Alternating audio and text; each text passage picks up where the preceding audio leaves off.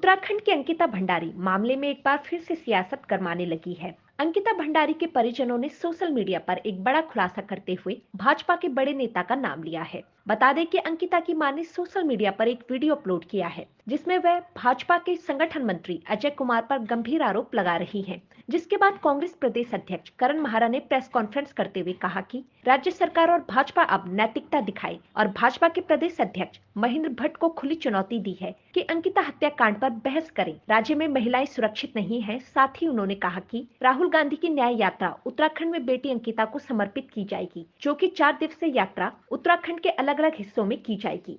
कांग्रेस कह रही है कि बीजेपी नैतिक साहस दिखाए और अंकिता भंडारी के पिता ने जो आरोप लगाए हैं इनके एक नेता के ऊपर, बड़े नेता के ऊपर, उसकी जांच हाईकोर्ट के सिटिंग जज की देखरेख में हो, क्योंकि हमको सरकार की एजेंसियों पे भरोसा नहीं, ना सरकार पे भरोसा है। क्योंकि एक प्रकरण में हॉर्टिकल्चर के मामले में हाईकोर्ट ने निर्देश दिए थे सीबीआई जांच के, आज तक वो सीबीआई जांच के लिए प्रस्ताव तक इस सरकार से नहीं गया है।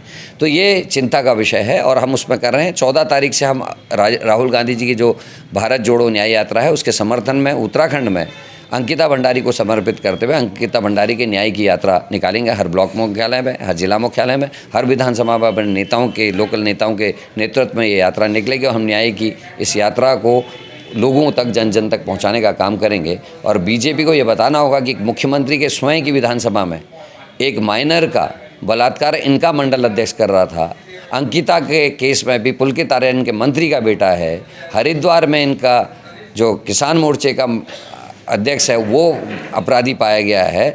इनके विधायक के ऊपर, पूर्व विधायक के ऊपर डीएनए जांच की मांग का मामला है। ये सारे प्रकरण आके बीजेपी पे क्यों हो रहे हैं? और इनके बंसल साहब ने बता भी दिया था पहले।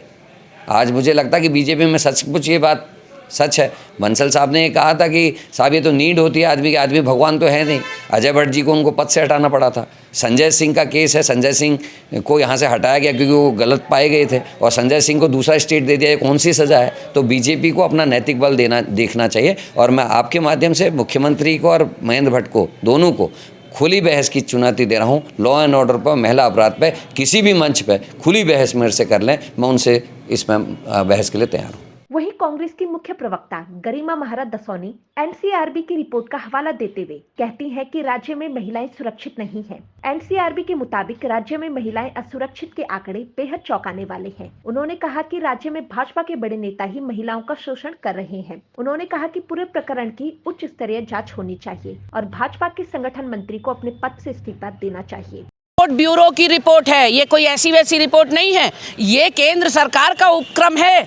एनसीआरबी ये कांग्रेस की जांच नहीं है। एनसीआरबी कह रहा है कि 9 हिमालयी राज्यों में देश के उत्तराखंड सर्वोपरि है महिला अपराध में। 907 ये ताज़ा आंकड़े हैं 2022-23 के। 907 इसमें बलात्कार दर्ज हुए हैं और 778 अपहरण महिलाओं के दर्ज हुए हैं। यहाँ दलित महिलाओं के साथ बलात्कार हो रहा है। यहाँ मुख्यमंत्री के विधानसभा क्षेत्र में बलात्कार हो रहा है। यहाँ हर कोने कोने में एक दिन के अंदर 3 महिलाओं के साथ बलात्कार हो रहा है। 907 का यदि आंकड़ा है तो आप सोच सकते हैं स्थितियां कितनी गंभीर हैं और इन आंकड़ों में बढ़ोतरी हो रही है। अगर कटौती हो रही होती तो हम भी कहते चलिए कानून व्यवस्था अपने आप को बेहतर कर रहा है, लेकिन इनमें निरंतर बढ़ोतरी होना ये बताता है कि प्रदेश की कानून व्यवस्था पूरी तरह से चरमरा चुकी है।